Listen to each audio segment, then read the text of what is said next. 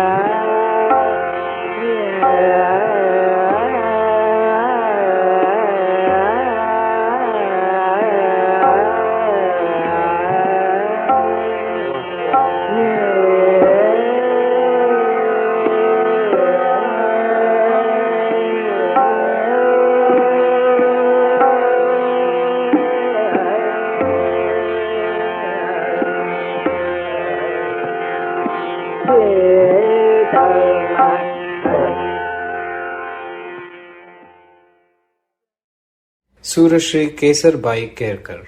A brief life sketch. Born in Kheri, Goa, she shifted to Kolhapur for some time at the age of 10, where she received some training from Ustad Abdul Karim Khan. More serious, though often interrupted, training that she received was from Pandit Vazebua when she returned to Goa from Kolhapur in 1901. In 1911-1912, she left for Bombay, and after 1 year's guidance from Ustad Barkatullah Khan, the well-known bean player, her talim from Ustad Alladia Khan of the Jaipur Gharana began and continued for about 15 years, from 1920 onwards.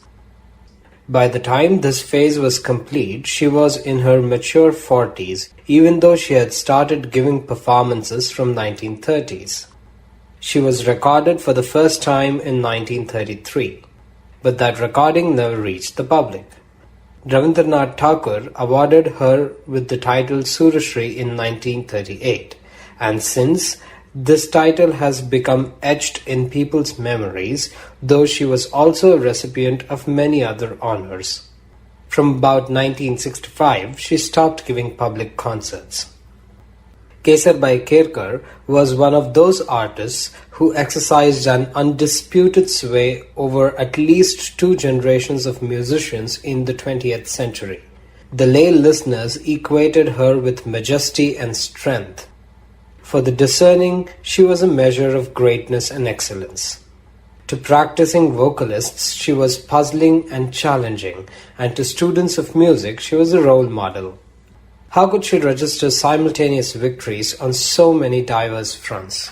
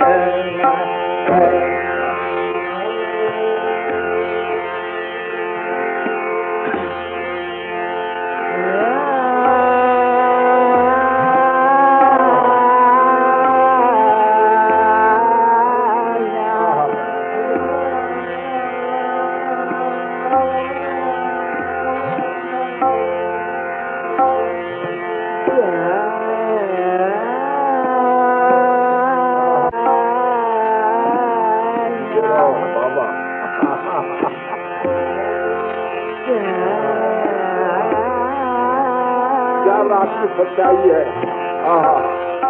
Baba.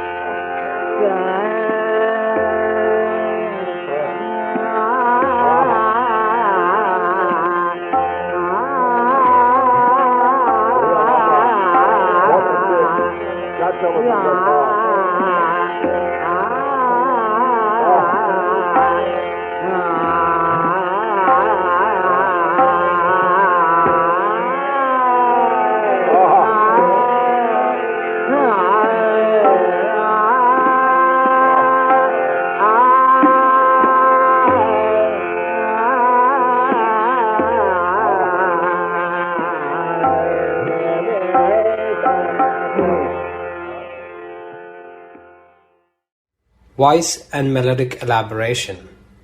Perhaps the foremost striking feature of her singing was an almost masculine breadth of her voice. The impression one received was of a very low natural key being used as the fundamental.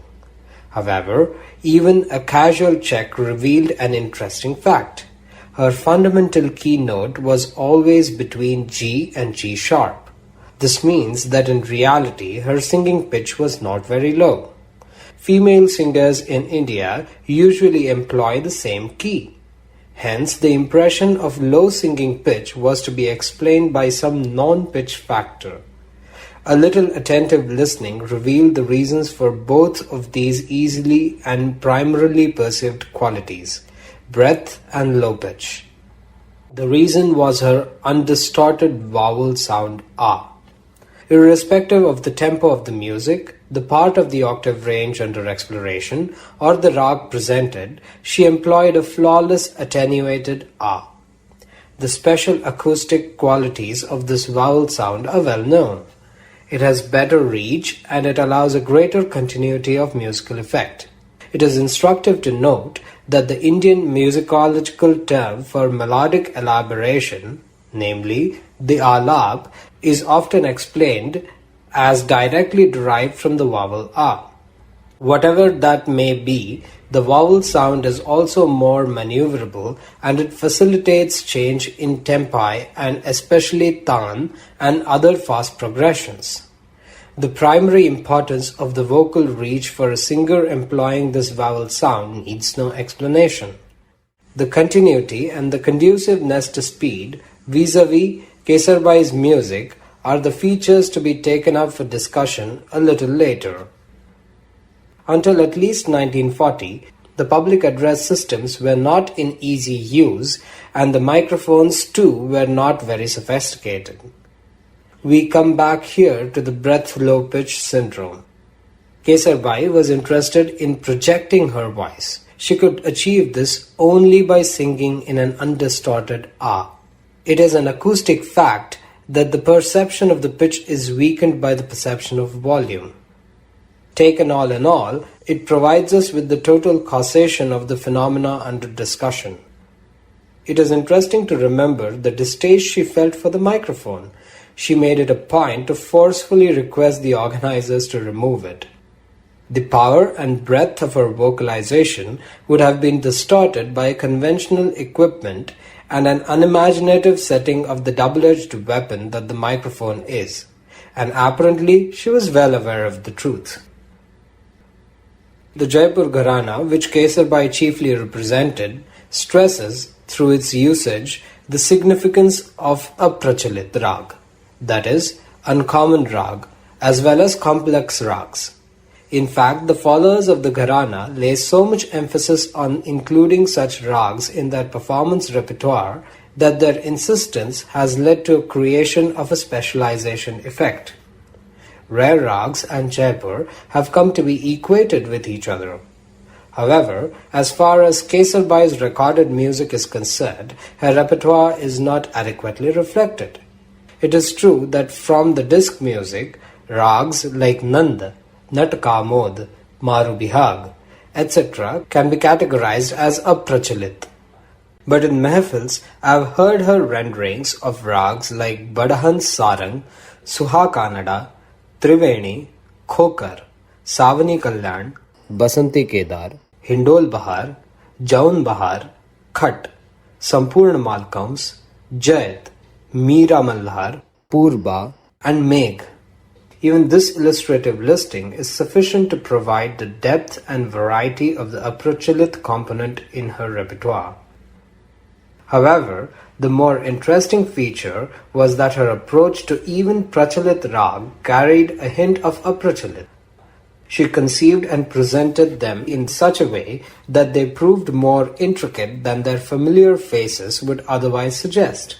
She achieved this effect most of the times through an introduction of complexity in the phrasing, but sometimes she also resorted to the age-old trick of somewhat arbitrarily employing notes conventionally considered weak in these rags. For example, in Rag Jai Jayavanti, she used to introduce the Komal Gandhar in a phrase like Sa Re Sa Ga Re, a phrasing that is not very common. Similarly, in the case of Rag Desi, she used to employ both the varieties of the Dhaivat note in a way that could be considered arbitrary when subjected to musicological scrutiny. The flexibility and the boldness unfolded in such usages are qualities not generally associated with Jaipur Gharana. I still remember a concert in which she sang Rag Purvi but phrased the two madhyams in such a way as to cause a minor rag identity crisis among the listeners. Her rendering of the simple-looking Durga was yet another instance of her approach which exhibited a marked propensity to introduce musical riddles. In her presentation, the pentatonic rag would acquire another character and would seem full of potentialities as she wove her intricate patterns.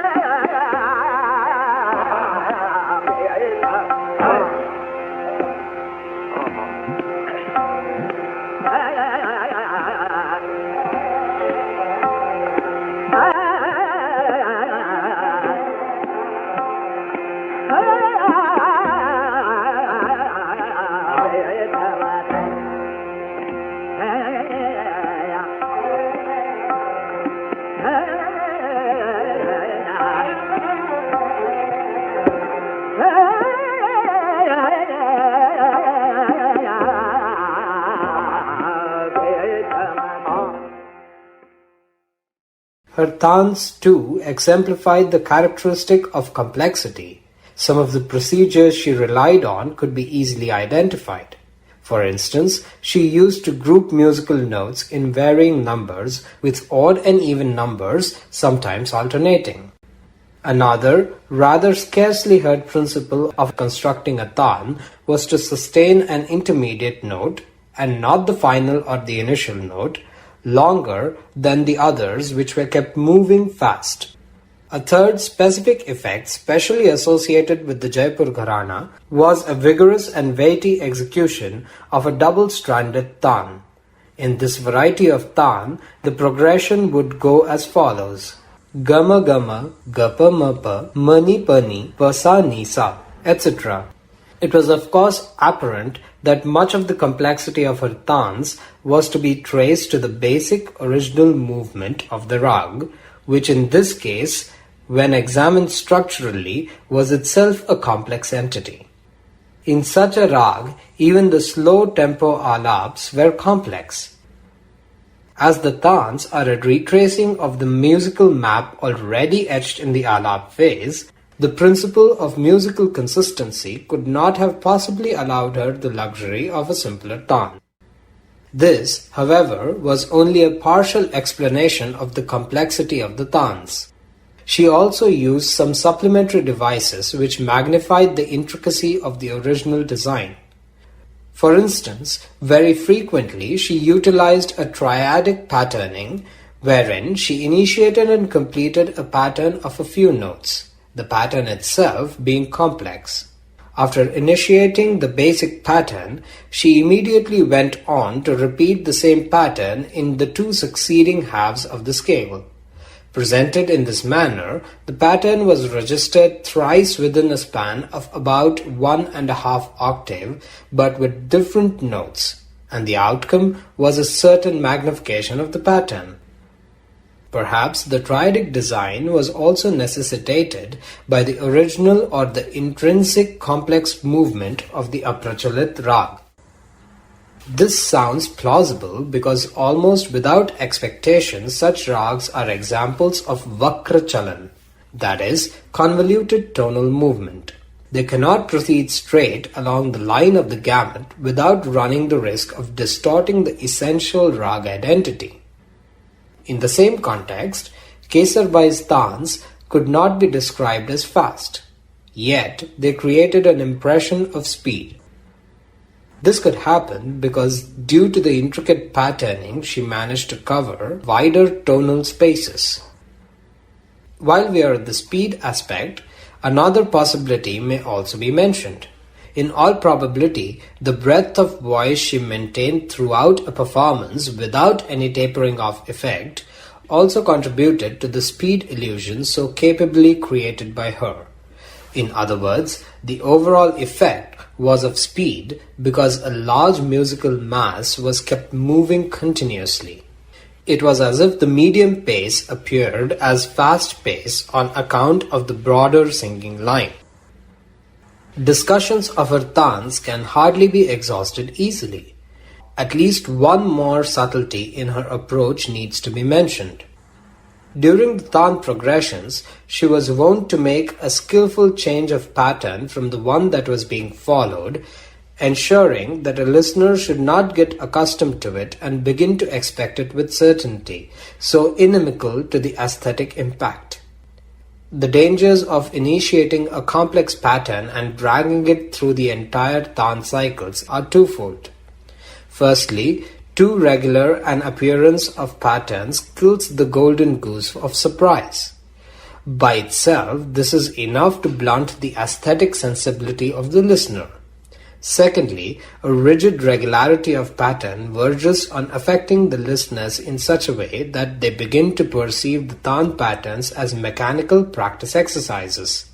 Such exercises do not decorate the music that is presented, they tax it. Incidentally, it is an example of musicological and terminological appropriateness to know that patterns which could decorate music are called alankars, literally ornaments, and those which are expected to help in attaining technical virtuosity through intensive practice are called paltas, literally reversals. However complex the pattern in a tan might be, its repetition could be overdone. Kesarbai avoided it by a midway change of pattern types.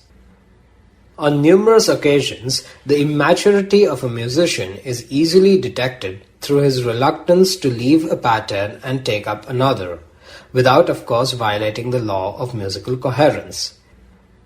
By unerringly picking up the right movement for introducing a change, Kesarbai eliminated the possibility of parading adherence in a place of creative coherence. And to cap it all, she displayed enough aesthetic flexibility to loosen the shackles or the constraints imposed by the concept of grammatical musicological correctness, especially in her tans. She ignored the unbending syntax of phrasing she so assiduously used to maintain in her alap and repeatedly introduced and effectively executed straight tans. This amounted to a movement towards musical climaxes by brushing aside the strict protocol of phrase succession. In fact, this is a device which the Gwalior Gharana singers have developed to perfection. Just as nothing is as eye-catching in cricket as a straight drive past the bowler, similarly there is hardly anything as ear-filling in music as a straight tan.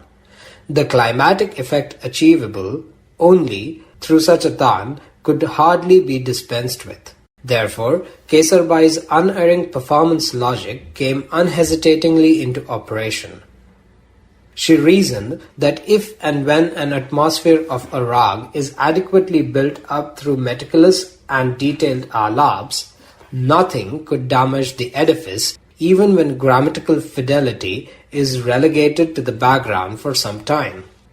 The author remembers in this context the way Pandit Anant Manohar Joshi, a prominent disciple of Pandit Ichal Karanjkar of the Gwalior Gharana, differentiated between the respective roles of alap and tan vis-a-vis rag.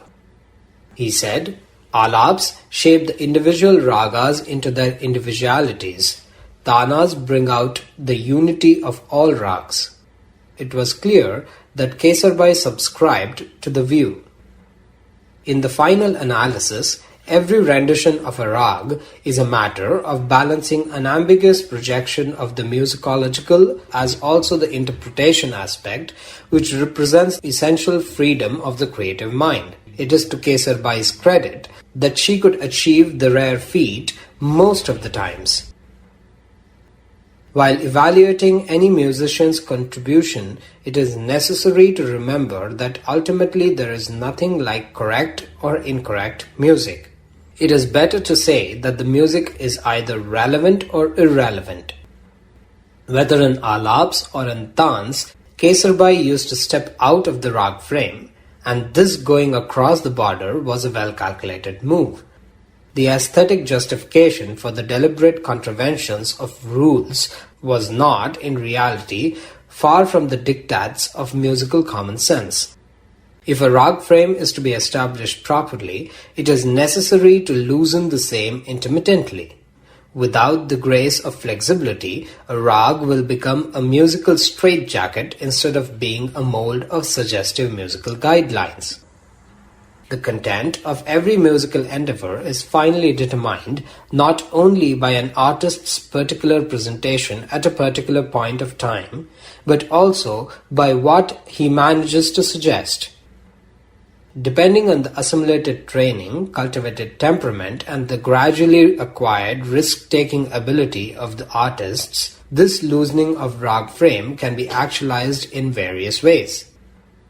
Kesarbai achieved it largely through a preconceived arbitrariness in the matter of conformity to the rag grammar, as also through straightening out the contours of the rag during the tan phase. To anyone who had heard other prominent Jaipur vocalists such as Gulubai Jasdanwala or Srimati Mogubai Kurdikar, the individuality of Kesarbai's approach would be easily recognizable.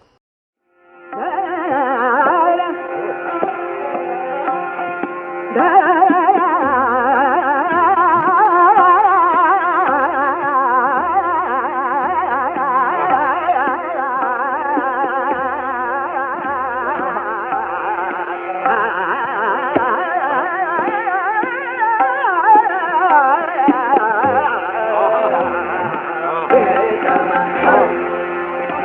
Hey,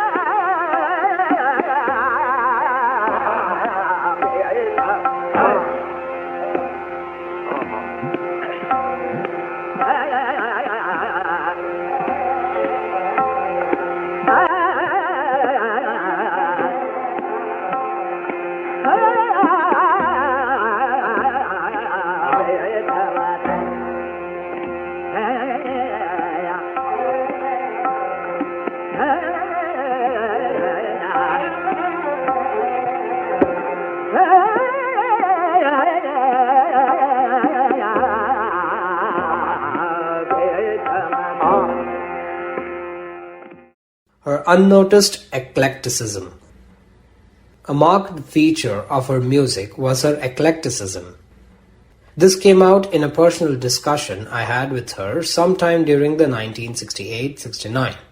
She accepted the position, though with great reluctance and in a somewhat roundabout manner. In that memorable encounter, she questioned me very closely about an article I had published earlier. In it, I had pointed out that even though Kesarbai followed the ideology of Jaipur Gharana, she was able to go beyond the confines of the Gharana much more significantly than a majority of the other vocalists belonging to the Jaipur fold. And it was this touch of rebellion which made her a better musician. I had also argued further that she was able to carry the non-conformist banner so effectively because she displayed an alert absorption of the salient and selective features of other Gharana philosophies like Gwalior.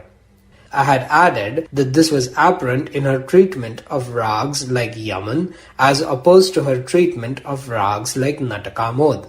She was more imaginative and free in the former, and scintillating but disciplined in the latter. Secondly, I had also pointed out that on occasions she presented alaps which were so elaborate and gradual that they could not have been bettered even by a direct disciple of the Kirana Gharana. And finally, I had mentioned that unlike many others of the Jaipur Gharana, with the exception of Manji Khan, Mallikarjun Mansoor, and Srimati Padmavati Shaligram Gokhale, she had not shied away from musical forms like Thumri and Bhajan, and this too had helped in toning down the austerity of her music.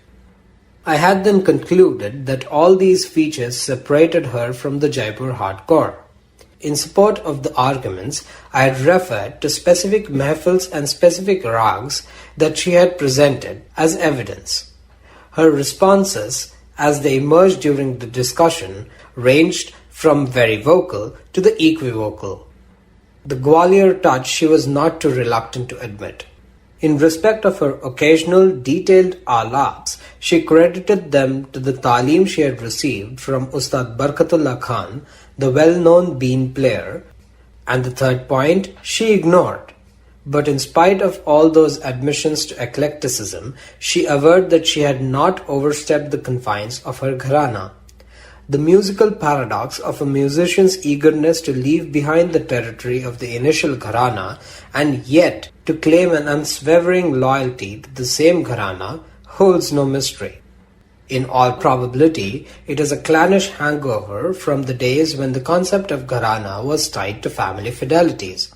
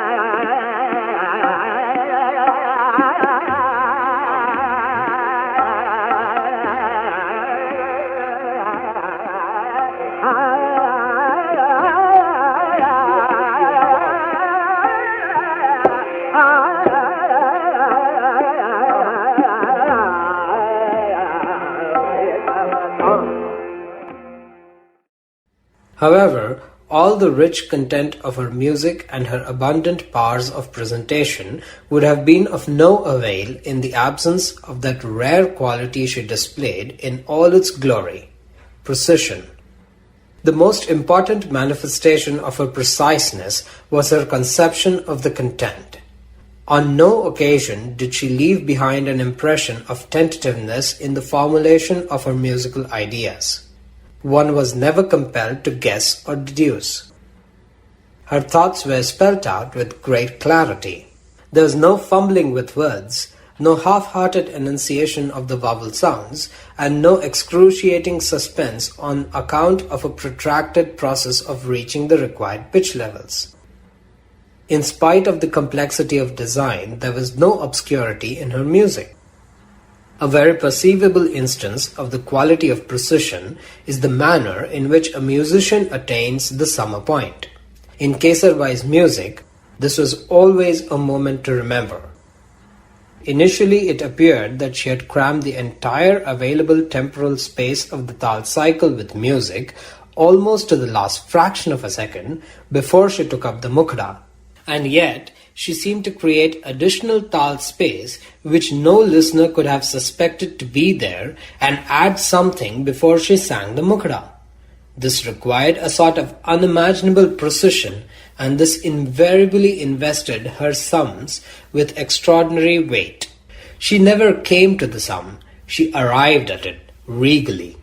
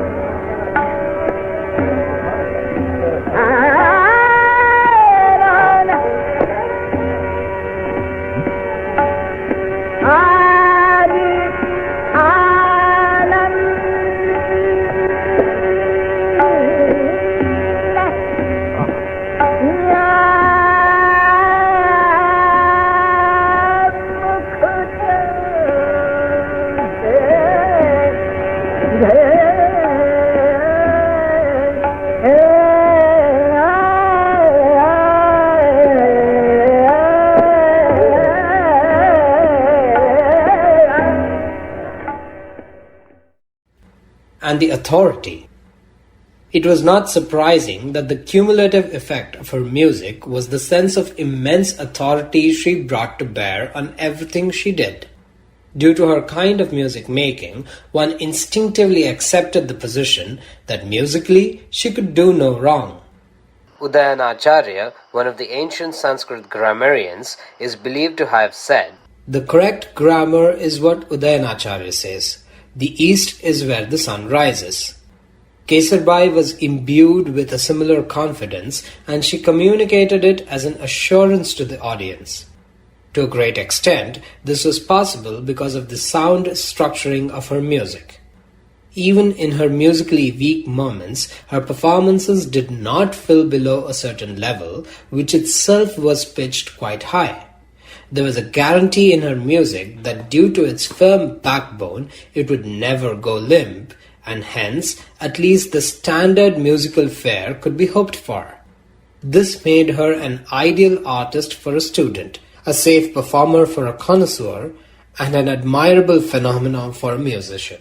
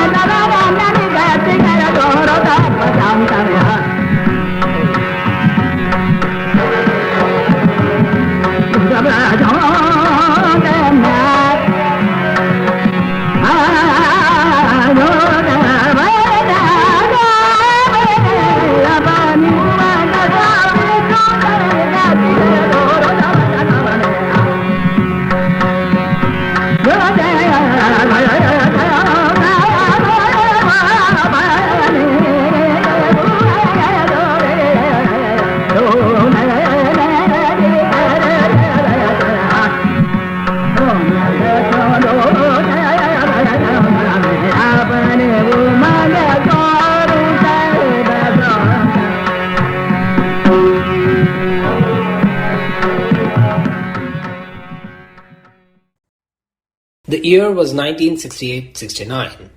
I had been appointed the first director of Bombay University Music Centre. With advisors of the artistic caliber of Sri P.L. Deshpande or Sri Vamanrao Deshpande in the lead, the entire committee decided that the inauguration must be done by Kesarbai Kerkar strumming the tanpura. So, she was to be formally requested and invited. After some discreet preparatory telephoning, it was decided that I go to her residence at Dadar along with Sri Satyendra Trivedi, regarded an undisputed knowledgeable in the Thumri genre. Due to some reason, I had reached her place alone at the appointed time. She was sitting in an old-style chair that allowed restful positioning of the legs. The room was not brightly lit. I was sitting on a straight-backed chair which was about 10 feet away from her seat. I did the inviting part and then followed a memorable dialogue. Why do you trouble an old woman like me? Well, blessings can be given only by the seniors, is it not? There was an absolute silence for some moments. Are you the one who writes articles? Yes, sometimes, I said and took a gulp and a deep breath.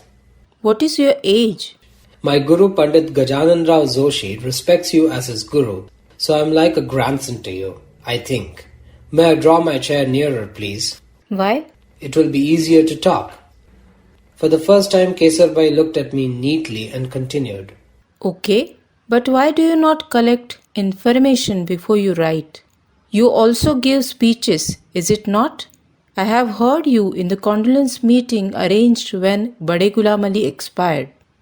In our family, the tradition of music study consists of both singing and speaking writing on it. I have written after devoting some thought to it and only when I am certain about it.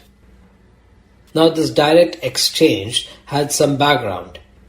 In the series of articles on gharanas and artists that I wrote in Maharashtra Times, I had written one on Srimati Kesarbai.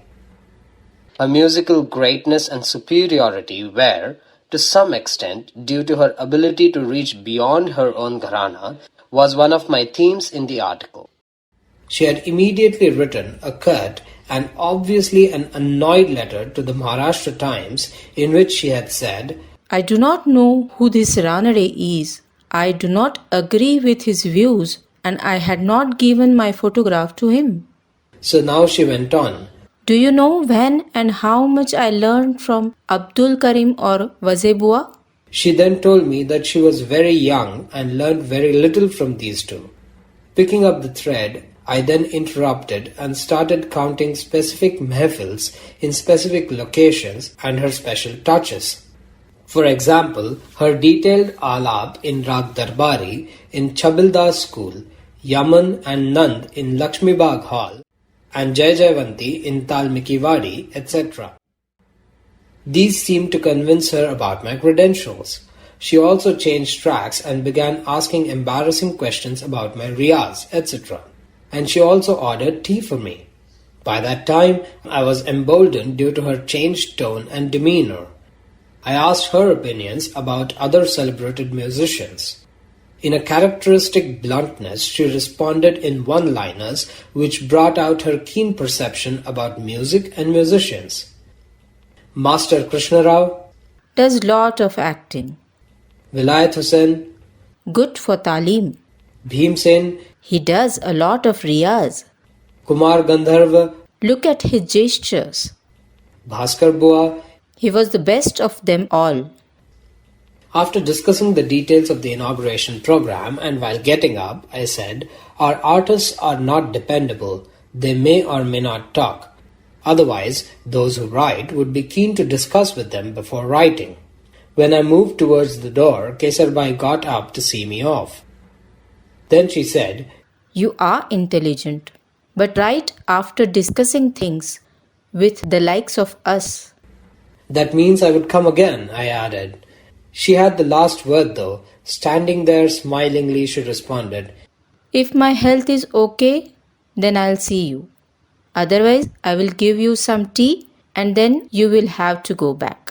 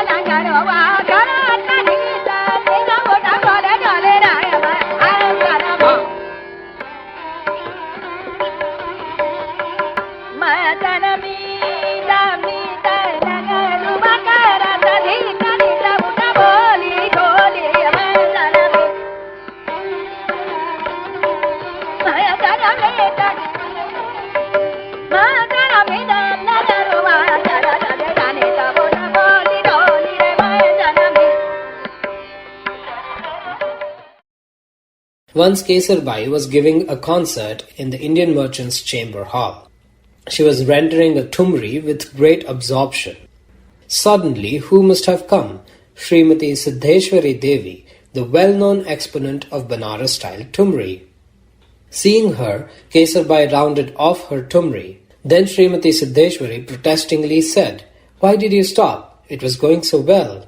Kesarbai looked at her smilingly and exclaimed, If I had received proper talim, I would have sat on your head and sang Thumri. Both of them laughed warmly and openly. All of us were wonderstruck how skillfully both of them had praised one another in recognition of their respective talents.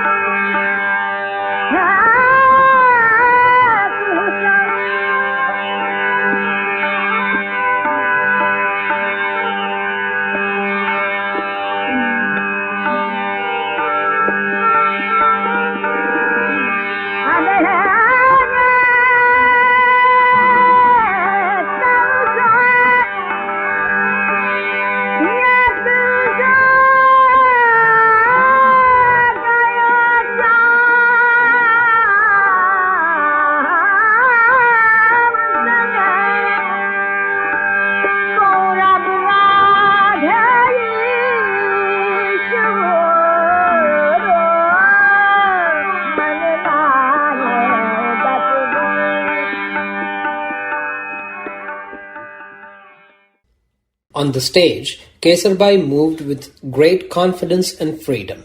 Sometimes she was almost playful. In my student days, I could listen to her, sitting at a handshaking distance. On one occasion, she seemed to have some difficulty in climbing on the stage. And so Ustad Majid Khan, who was her accompanist in Sarangi for years, instinctively extended his hands to help her. Kesarbai then exclaimed with appropriate gestures, "You are not my sergeant to offer me your hands."